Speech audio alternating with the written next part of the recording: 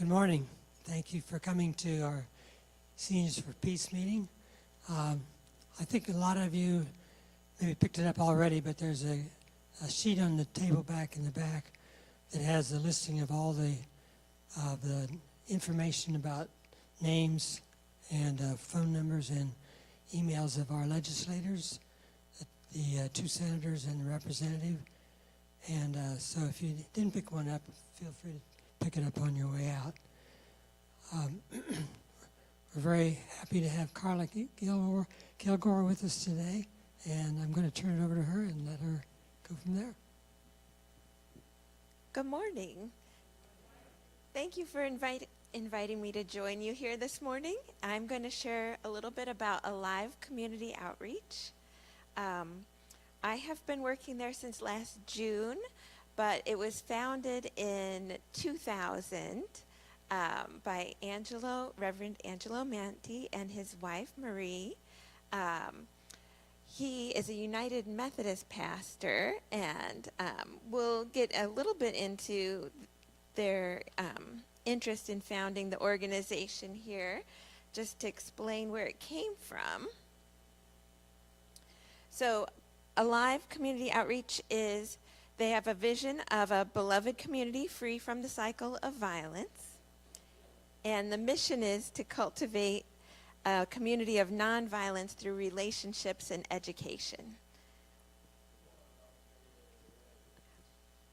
It looks like everyone's made it who we were expecting now, so it's welcome.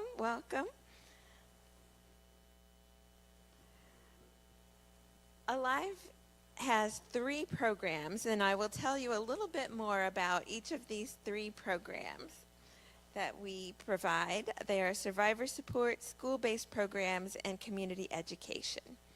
Survivor support is where Alive started. Reverend Monte's cousin, unfortunately, was murdered in I think it was 2017 in Fort Wayne, and he and his wife Marie were living in Georgia. He had become a reverend, and they were working at a community caring for children who were in foster care, who didn't have placements. And so they were just kind of living their lives there. And his cousin was murdered, and then he came to realize just, how high murder rates were and how much violence there was in the community. And the two of them started thinking about there must be more we could do to prevent this from happening, to help people recover after a homicide. And so they started connecting with other people who had family members who had been killed in homicides around Fort Wayne. And then that kind of built to be a support group. And then they started taking action together to try to prevent other homicides. And as they were thinking more about what that looks like, they grew into more of a prevention program. But in the survivor support program, which still continues, Cynthia, who's a lovely woman, she lost her son to homicide. And then she also had another son who was involved and convicted for his part in a homicide. And so she kind of understands the challenges of the homicide issue from all sides. And she's kind of lost him to the prison system, although she is still in touch with him. So she can relate well to people who've been through this kind of a tragedy. And she offers support groups, also just kind of grief processing, and she tries to do life-giving types of events so that the people who are coming through that grief can start to find opportunities to heal, and then look for ways to find a purpose to come out of that pain and create something new. And so some of the survivors do volunteer in the other programs as well. That is a picture of the survivor group gathered. This is some of the events they have. They do some fun events in the summertime. You can see the little boy has his face painted. And then they do a worship service annually in November for a day of remembrance. Out of an interest in doing a little more prevention then, so that this doesn't have to keep happening to more people, they created the Peacemaker Academy, where they incorporated Kingian nonviolence, the steps and processes Dr. Martin Luther King used to try to help students learn about how they can be a positive force for peace and for good in the schools. And since so many homicides are committed by teens and young adults, if these kids can help their peers learn to solve their problems in positive ways, maybe we can prevent some of those from happening.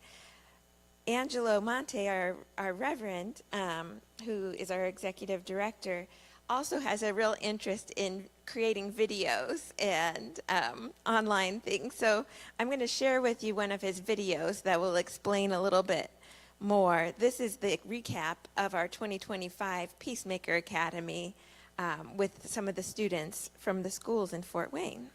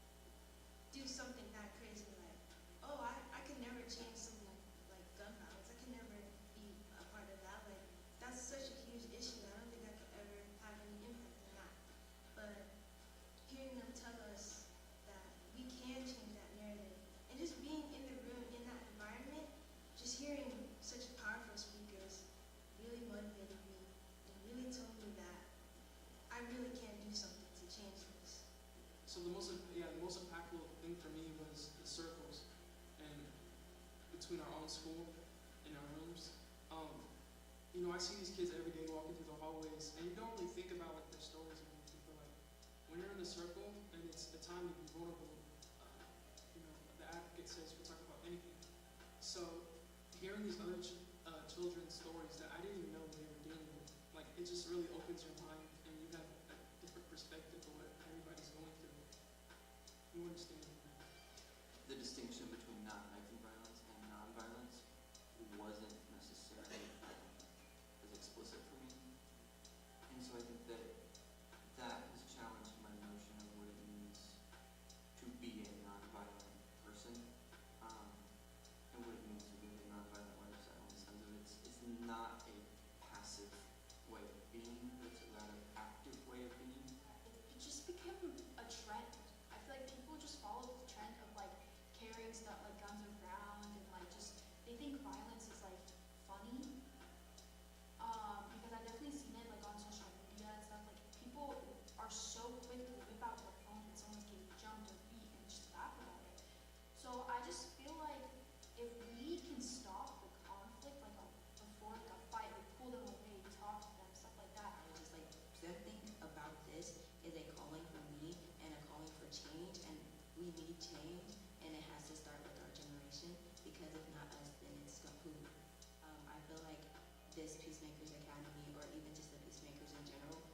something that I was like, this is different, this is new, and this feels like it's going to be a change, and this is going to lead us into the light instead of me sitting here being trapped and nervous. I need to be able to do something about this. Experience throughout the 3 weeks is just, honestly, I'd say it's been life changing. Like, it just shows a whole new level of leadership. It shows, like, it gives you empathy. It allows you to give empathy and show empathy to others. So if you're thinking about joining, just join. It's hard being like a young person in 2025 because a lot of stuff that shouldn't be normalized is, and it's not right.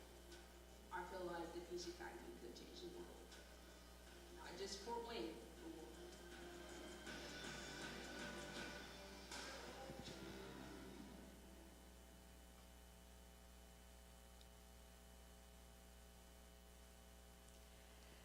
So every year, the Peace Academy invites 12 students from each of the 5 local Fort Wayne high schools, the public schools, and each of them has one full-time paid peace advocate to work with them at their school. And they come and attend this training together, kind of plan out what kinds of things do they want to do in their school this year to make things more peaceful. Some things that have been done, Southside is where this started. They did one time where they put the flags of every school represented by a student, every country that a student at Southside represented heritage-wise, and Southside has about 64 countries represented. So they had the whole atrium filled with flags of the world to show where the students had come from and kind of to celebrate that international flavor that they bring. They did another time when they put flowers and hung them up, a flower for each person who'd been killed in Fort Wayne. So they've done a variety of things. They do at Snyder, what they chose to do is every week there are no fights in the school. They have a dance party on Friday during lunch, and apparently that is very popular. So if people are, it's to the point that if people are thinking of fighting and they're threatening someone or something, somebody will pull them aside and say, we want to have the dance party Friday. So it really, I wouldn't have thought that would make a difference, but it does. I got to sit in on the Peace Academy this last year, and it was so amazing to see the students would come in and they seem, they're a little rowdy and a little silly, and I was like, will they take this seriously?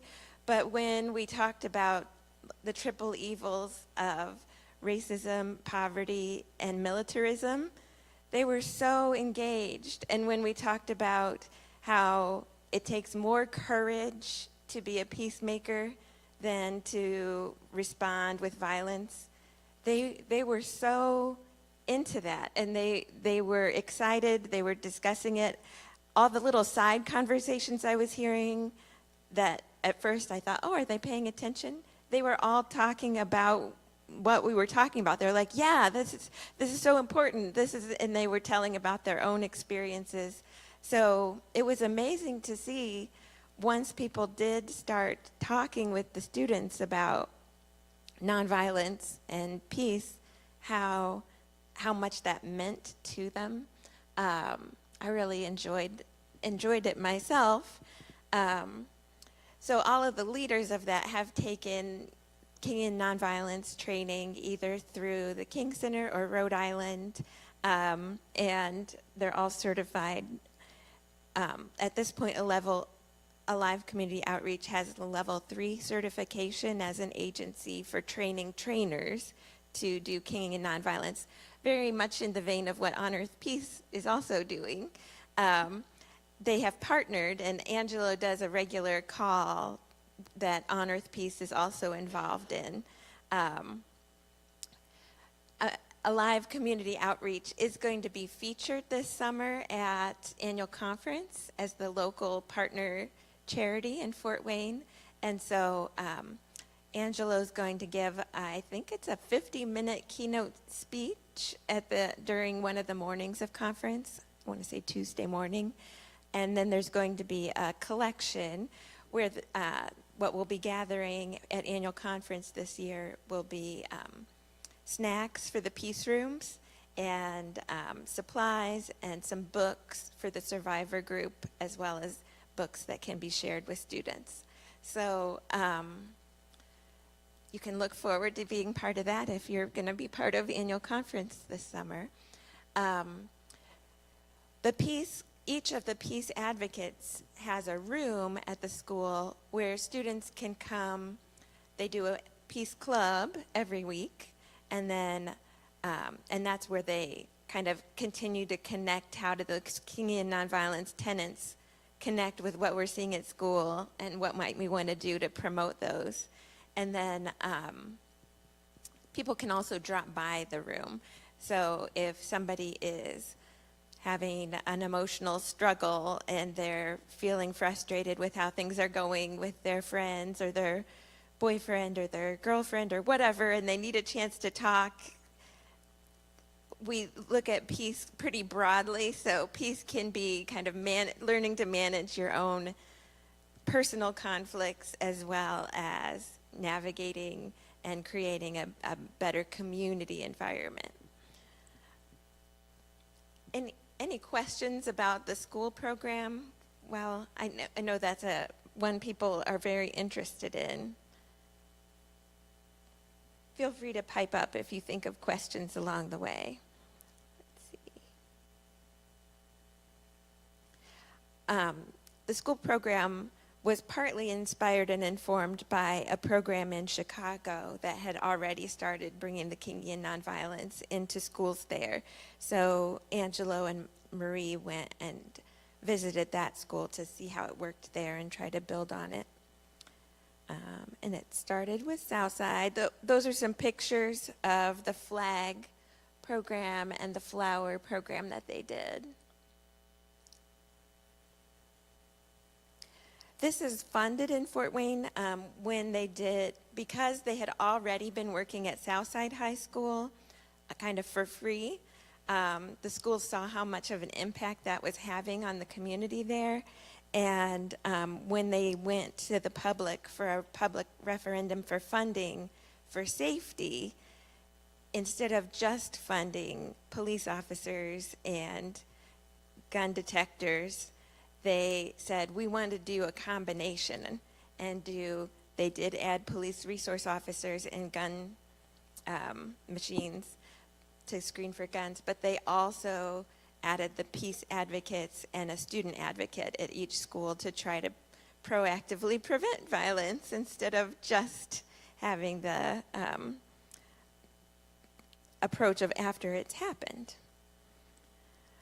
They do track the days of peace at each school and try to show the progress that's being made to the students. And so those peace counts determine if they're going to get those extra incentives like dance parties, or sometimes they get out of school 2 minutes early if they have achieved a certain goal, or sometimes they get a special assembly. So just different things that can come with the days of peace. Another aspect of the program that I thought you might be interested in is the Peace Family Volunteers. Sometimes these are called Peace Grannies and Grampies because often it's retirees, but it's not exclusively retirees. So there was a news program that featured the program for Peace Family at Southside. I thought I would go ahead and show you that video as well.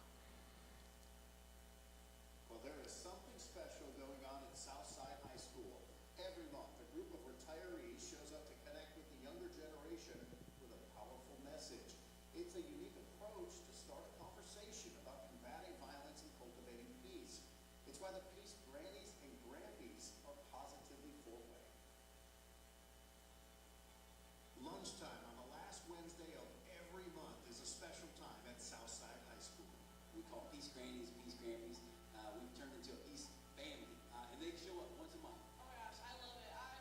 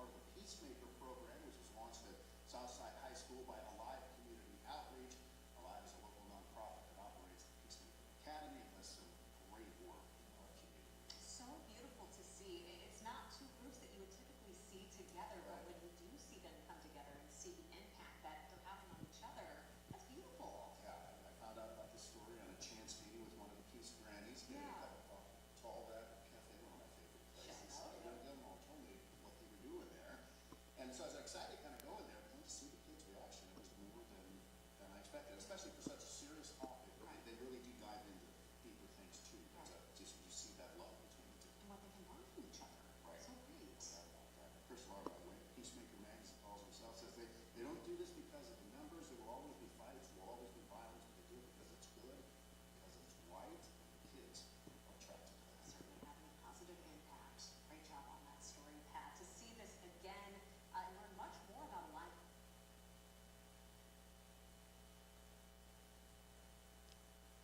So the goal with Peace Family is to build that sense of beloved community, and many of the students have lots of life challenges going on, and so having a chance to meet people and know that somebody cares about you.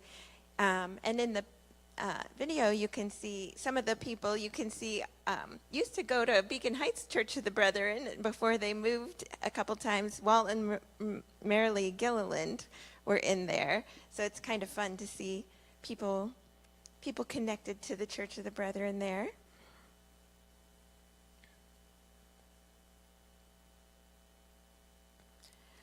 Then Chris, who spoke in the video, is now our community education leader full-time. And so he is, in June, the first week of June, we're going to have a 2-day core nonviolence training on Kingian nonviolence. That same week, we'll also have a level 1 training for people who want to become trainers in nonviolence, and it'll be the whole week.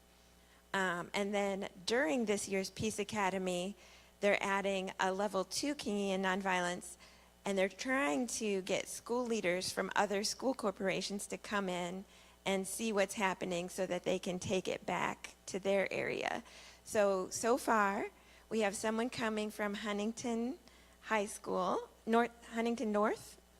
We were excited that she was going to come and be part of this. And New Haven had someone come last year, and they've had somebody there working not as a peace advocate, but in a similar role this past year.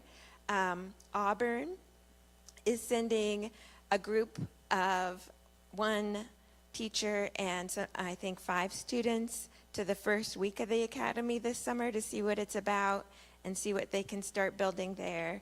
So that is open and available if you know somebody in a school system who might be interested in kind of learning more about what this program can do for schools and how to connect Kingian nonviolence with what is happening in schools.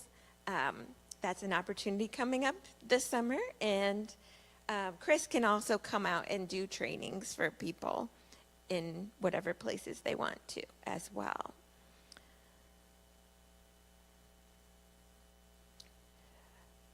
So Pastor Angelo had, when he went to seminary, kind of focused his studies on Kingian nonviolence, and that's definitely the foundation that we've been using for all the aspects of the program.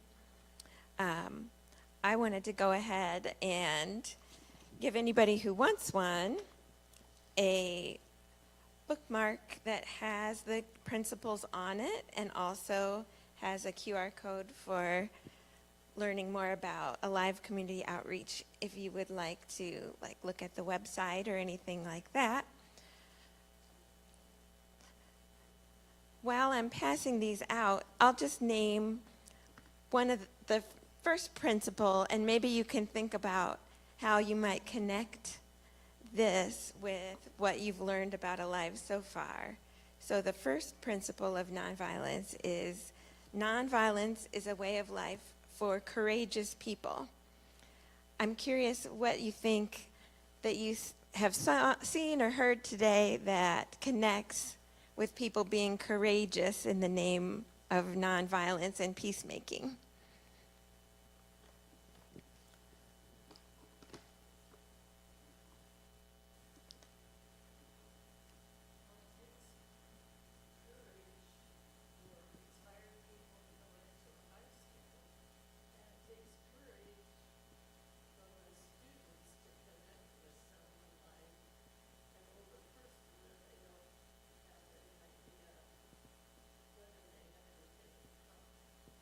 Absolutely. It takes courage for people to go into high schools, and it takes courage for students to be open to new relationships. I think people are very intimidated by young people, and have a strong sense that they're not going to be interested in what I have to say. So it's been really fascinating to see the difference. In each year, they've had more applicants to be peacemakers than we have slots. I think last year they had, it was more than double the number of slots in the Peacemaking Academy that they got applications, because students really are wanting these connections and wanting the information, wanting to be a part of it. So I always thought, growing up, when I thought about my peace position, I didn't think it was very popular. And I didn't, I didn't find a way to connect with other kids at school about it. So the fact that it's being so openly talked about and advocated for is exciting. And yeah, it does take courage, though, to step out and do something a little bit different. Yeah. I'm curious to hear, sometimes what can take courage is thinking about, where am I called to be part of something? And I remember hearing Dortha talk about, Dortha Fry Mason talk about her calls to peace being different over the years. As a younger person, she wrote a lot of letters to senators and representatives, as you talked about doing today. And then there were times that she felt called to pray, and she would do a lot of prayer and meditation. And there were times that she went to protests. And so we might be called to different things at different times. But I think sometimes part of the courage is paying attention to something, an idea that we have about how we could get involved, or how we could write a letter, or how we could do something, and then just following through with that idea.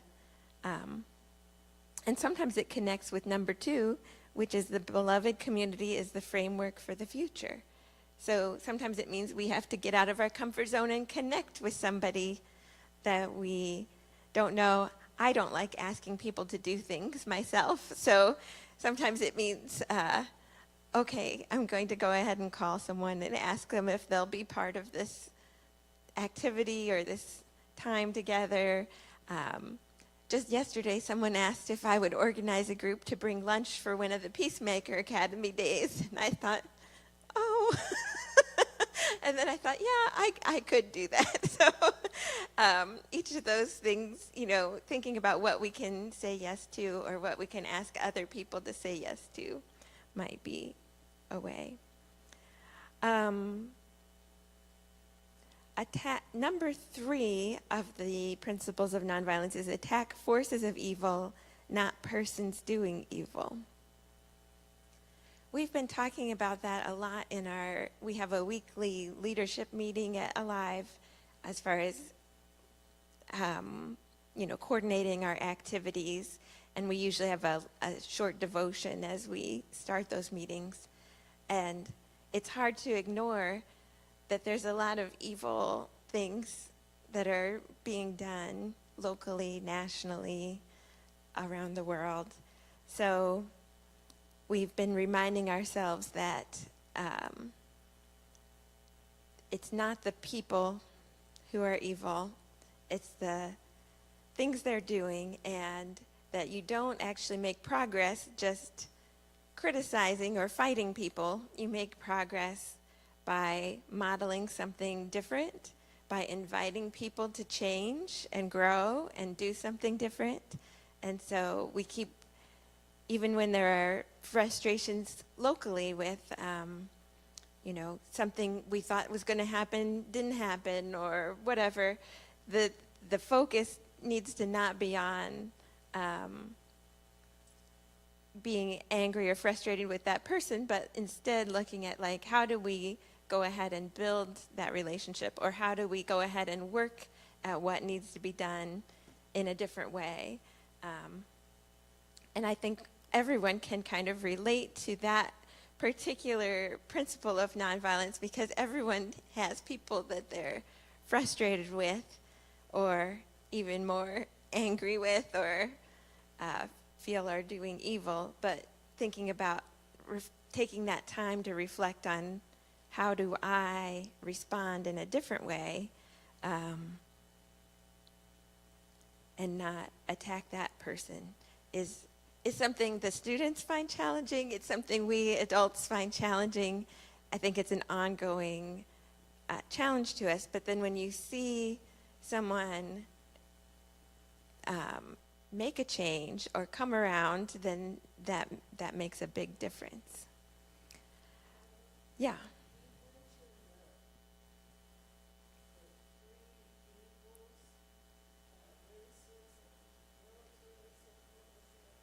Poverty.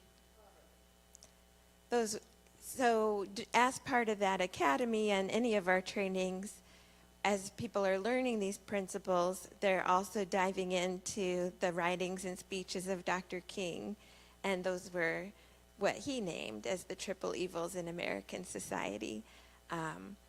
And as we listen to those speeches, it all seems so relevant. There's nothing in them that seems like, oh, that was just a long time ago. Maybe some of the language, but all of the material is just so relevant to the things that we're facing today. The next principle was accept suffering without retaliation for the sake of the cause to achieve the goal. This is one they handle very carefully with the students, because so many people, the numbers of people who experience abuse are staggering, both youth experiencing family violence, domestic violence, as well as violence in the community. So we're very clear that no one is saying someone has to accept being abused and just continue to experience abuse, and that kind of suffering is not the goal.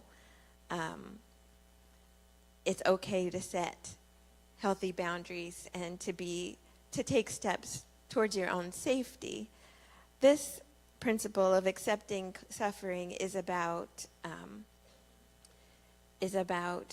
when there's a goal that we're working towards, there might be times that we lose a friend who doesn't respect what we're doing, or there might be times that people fight back against us. That is a different thing than just accepting abuse. So since so many students do experience that, it's important to always say, and anywhere, that it doesn't mean that you're just saying, oh, okay, you can hurt me as much as you want. It's about working towards that goal for the cause to achieve a goal, and there might be sacrifices that are needed in order to achieve that. So even though the peace clubs and the activities at the schools have been very popular, there may be times that taking part in these things might require taking a stand that isn't as popular. And how do we help equip people to be prepared for those kinds of times as well? The fifth principle is avoid internal violence of the spirit as well as external physical violence. So the students understand a lot about that. And one of the things they talk so much about is social media, and how online violence is one of the things that they experience the most, and it's where a lot of the real world violence for them comes from, is things that have happened online. Almost every fight that they, once they're delving into it and trying to sort things out with the students, they're finding that someone said something online or posted something online, and that's where the root of the conflict came from. So they do spend time thinking about the online parts of violence as well. Chris, who spoke in that video, has developed something called the Messy Matrix, and it's a tool to help. It was part of his doctorate in peacemaking that he got, and it's having the students analyze where is this impulse for violence coming from, and what's the kind of the root of this particular event that's happening or this conflict. And I was surprised to hear how much entertainment is the focus of a lot of the fighting. So there's this dramatic excitement around fights. People whip out their phones and record them. People share them. They watch them. People are engaging with it. And so it's like this exciting thing. And so kind of having the students process that and think about it and why is it happening. And you heard one of the students in the video saying people think it's entertainment. They're trying to get them to think through why is that and how can we interrupt that cycle. So they're looking at violence from kind of different perspectives of where's it coming from. And then kind of underneath a lot of the violence is people feeling not good enough about themselves or not confident, not comfortable, and sort of taking that out on other people. So I think it's really helpful for the students to understand that can help them not continue to go down that road. The last principle is that the universe is on the side of justice, and that is to say there's always hope that we can make the changes that are needed and that can give us motivation to move forward. I'm curious if there are other pieces of this that you connect with or have questions about. I want to make sure we get to have a little conversation. So.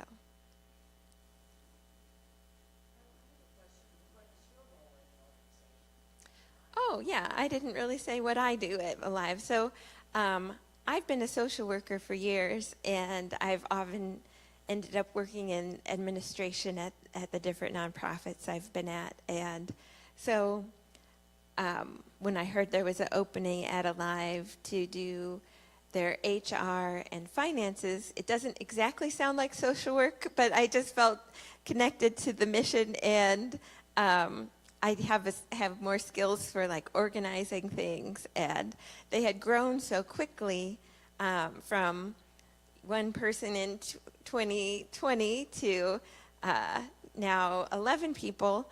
They kind of needed somebody to just run the organizational things.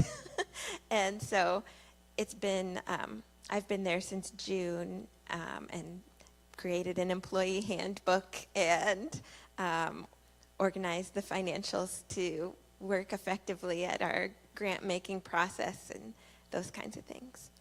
So it is really nice to see how much support there's been from local foundations as well as the school system to encourage this kind of growth and programming. Yeah. Go ahead.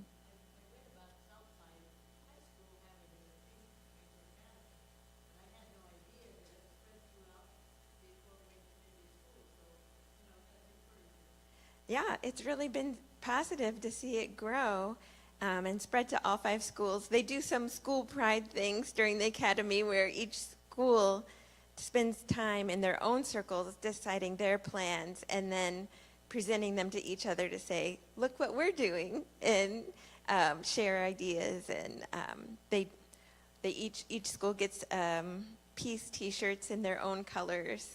I wore mine yesterday. I should have worn one today.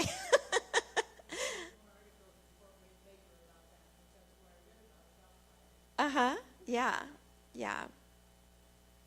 It's been exciting. So the referendum that passed funds this program in the schools till 2030. So here's hoping that by that time they'll have seen the value so much that they'll decide to continue it too. Yeah.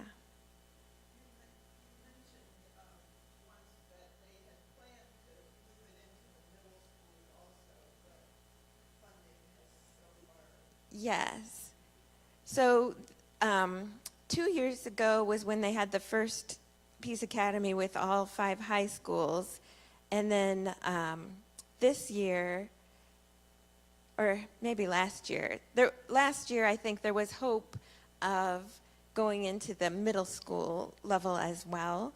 But as you know, probably the state of Indiana kind of changed educational funding, and there was a plan to go more fully into East Allen County schools as well and have teams at both high schools there, as well as the Fort Wayne middle schools. But the schools were just not confident about whether they'd be able to fund it this year and going forward, and so they kind of put a pause on that.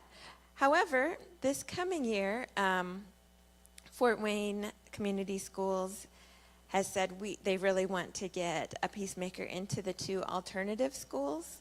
So Nebraska and Anthus are schools that kids who have been expelled from the primary schools can go to. And, you know, as we thought about it, that's the students who probably need this information the most of all. So the school's staff have already approved for us to hire 1 more peace advocate to work at the 2 alternative schools. They'll share their time, and the school board will hear that in 3 weeks. So here's hoping that they will choose to approve that and add 1 more peace advocate. So that's exciting. We had proposed to add to do halftime ones at each middle school as well, but they're still just not sure how what the future looks like for funding.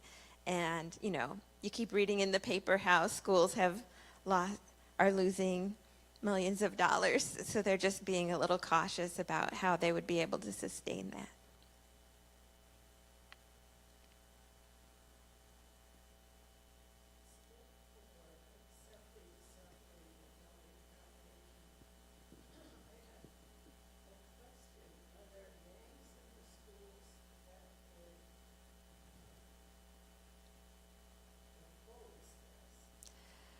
So the question is, are there gangs in the schools that would oppose this and that might perpetuate suffering on people for being part of it? I think they have not run into it being gangs. I think what they have noticed is that a lot of the conflicts, and this is part of the messy matrix as well, come from friend groups. So people have their friend groups, and then, you know, somebody gets upset with someone else in their friend group, and then the group is in chaos, and some people are splitting with one person or another person.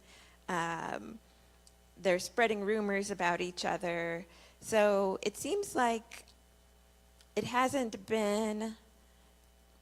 we haven't heard of it being related to gangs. It seems like many of the fights more are coming from the friends, and the student peacemakers kind of go back and forth. Sometimes they'll get caught up in something themselves and they'll struggle with following the principles, and then sometimes that's when they really need to come and talk to the peace advocate about how they can do something different. I think it's hard in the moment when you're upset or feeling personally attacked. So it's an ongoing practice for the students to try to respond positively. But no, I haven't heard of any sense that there's an organized resistance to it from gangs or anything like that.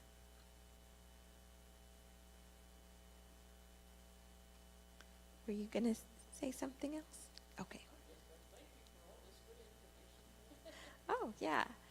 Well, I'm glad to be here with you, and I'm glad to answer any other questions people might have individually if you don't want to say to the whole group, but thank you for having me today.